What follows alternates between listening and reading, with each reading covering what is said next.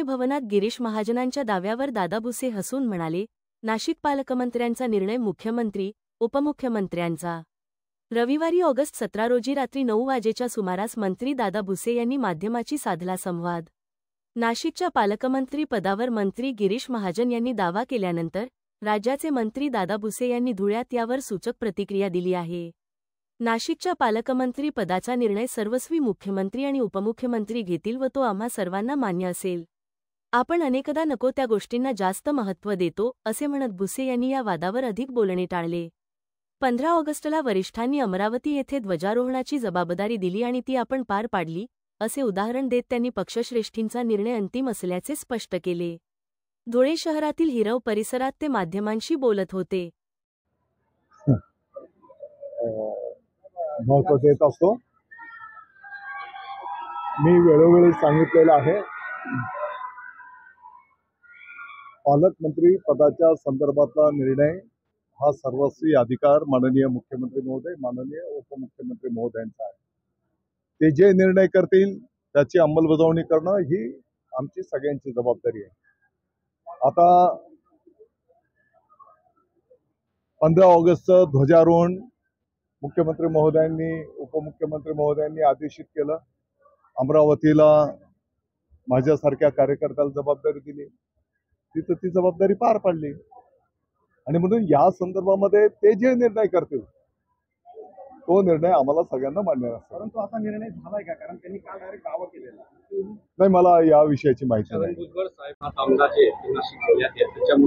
माझी आपल्याला परत एकदा विनंती आहे की आता पालकमंत्री पदामुळे काही बाबा तिथलं विकास, तिथली कामं काही थांबलेली नाहीत। आम्ही सर्वजण ज्या ज्या गोष्टींचा पाठपुरावा करायला पाहिजे तो ऑलरेडी करतोच आहोत। जे काही विकास कामं आपल्याला अपेक्षित आहेत, काही स्थानिक पातळीवरच्या अडीअडचणी असतात, असंही आपण नेहमी ते प्रश्न सोडवायचं काम करतच असतो। अगदी ते पद मिळाल्यानंतरच करणार, नाही तर करणार नाही असं थोडी असतं। कसली रस्ती नाही।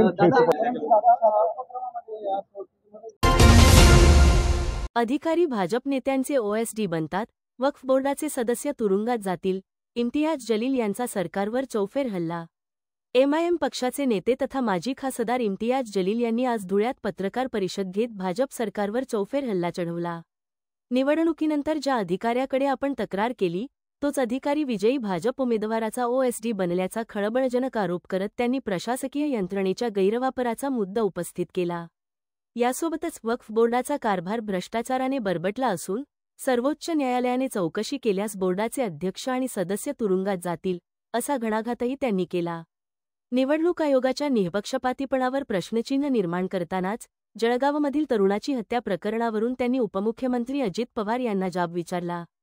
तसेच गोकुळाष्टमीच्या दिवशी मटणाची दुकाने बंद ठेवण्याच्या निर्णयावरून मंत्री गिरीश महाजन यांना थेट आव्हान दिले।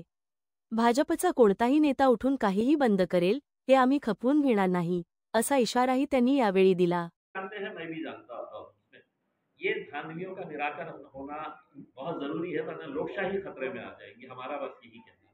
29 अगस्त को मनोज जरंगे पाटिल, मैं आपको अपना एक उदाहरण देता हूं कि मेरे पास का जो रिटर्निंग ऑफिसर था, इलेक्शन के बाद जब मैंने उसको पूरे दस्तावेज दिए, डॉक्यूमेंट दिया, एविडेंस दिया कि भाई ये मेरी शिकायत है इसके ऊपर, पता चला कि 1 महीने के बाद वही साहब को, जिस बीजेपी के कैंडिडेट ने मुझे हराया, उसी का ओएसडी बनाकर उनको भेज दिया गया।